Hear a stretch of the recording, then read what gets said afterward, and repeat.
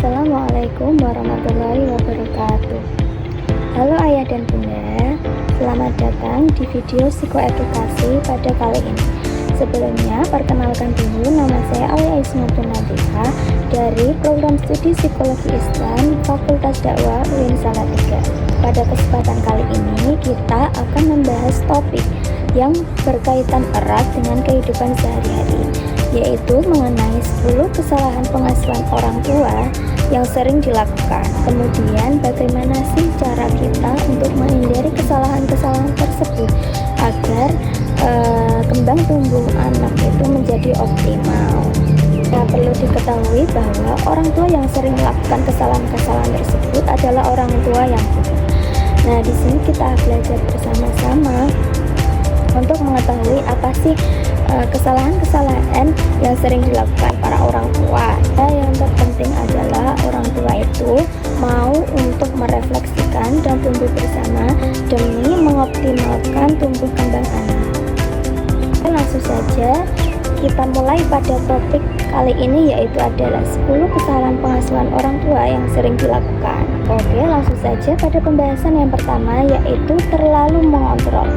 Nah, dalam psikologi sendiri disebut juga dengan overparenting atau helikopter parenting. Nah, dalam ini orang tua itu seringkali mereka terlalu berlebihan dalam mengawasi anak mereka.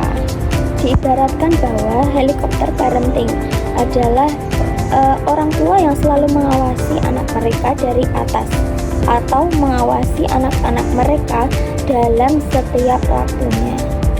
Nah, apa sih dampaknya bagi anak-anak yang sering diperlakukan overparenting oleh orang tuanya? Nah, di sini anak akan mudah cemas, kurang mandiri, kurang percaya diri dalam menghadapi tantangannya. Oke, pada poin yang kedua yaitu membandingkan anak dengan orang lain. Nah, sering banget didengar nih, para orang tua itu selalu membandingkan potensi anaknya dengan orang lain. Misalnya dengan kalimat, tuh lihat si A, nilainya bagus-bagus, terus kenapa kamu nggak kayak gitu? Nah, kata-kata itu bagi orang tua memang terasa menjadi motivasi, tapi bagi anak itu akan menjadi sebuah luka. Nah, ketika anak itu merasa terus-menerus dibandingkan, jadi mereka belajar bahwa pencapaian mereka itu atau keberhasilan mereka itu berdasarkan pencapaian, bukan pada mereka sendiri. Jadi para orang tua perlu menyadari bahwa anak-anak itu perlu mencoba hal-hal yang baru dan jangan takut gagal.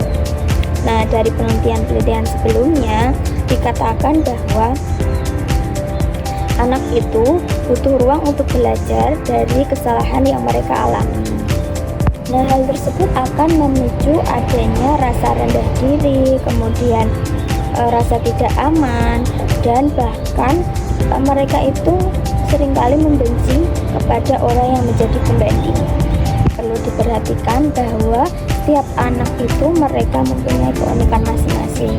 Nah, jadi bagi para ayah dan bunda harus merayakan apa nih keunikan mereka, apa nih potensi mereka, supaya anak itu akan merasa lebih aman. Selanjutnya pada poin ketiga yaitu tidak konsistensinya orang tua dalam memberikan aturan pada anak. Nah, hal ini akan menyebabkan anak itu bingung dan tidak tahu batas yang sesungguhnya. Jadi para orang tua harus tahu anak itu memang perlu aturan yang jelas dan konsisten agar mereka itu merasa lebih aman dan tahu apa yang akan diharapkan oleh mereka. Poin yang keempat yaitu ada mengabaikan emosi anak atau emotion dismissing. Nah, misalnya nih, ketika anak meluapkan emosinya, menangis ataupun tantrum, orang tua itu seringkali mereka meremehkan emosi yang dikeluarkan oleh anak. Nah, ketika emosi itu diabaikan atau diremehkan, mereka itu akan belajar bahwa perasaan mereka itu akan terasa tidak penting. Padahal validasi emosi adalah fondasi pada kesehatan mental anak.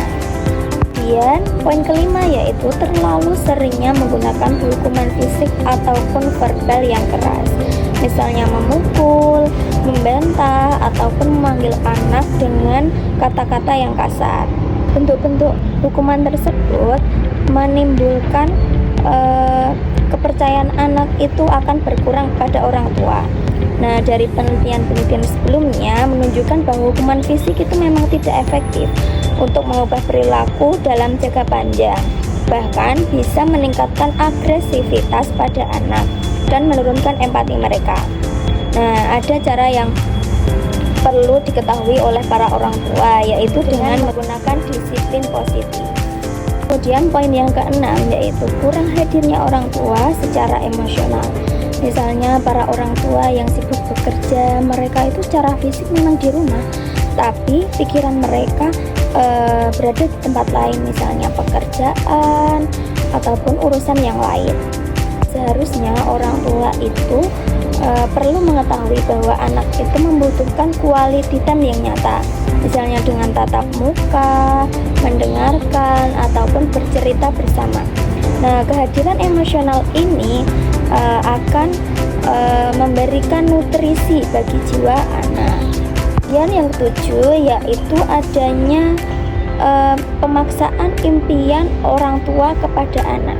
Seringkali para orang tua itu memaksakan impian mereka yang belum tercapai dialihkan kepada anak mereka. Dalam psikologi sendiri disebut juga dengan narcissistic parenting, atau melihat anak sebagai perpanjangan diri orang tua, bukan sebagai individu yang mempunyai minat dan tujuan sendiri. Nah, anak yang terus-menerus dipaksa akan kehilangan rasa identitas dan juga motivasi instruksinya.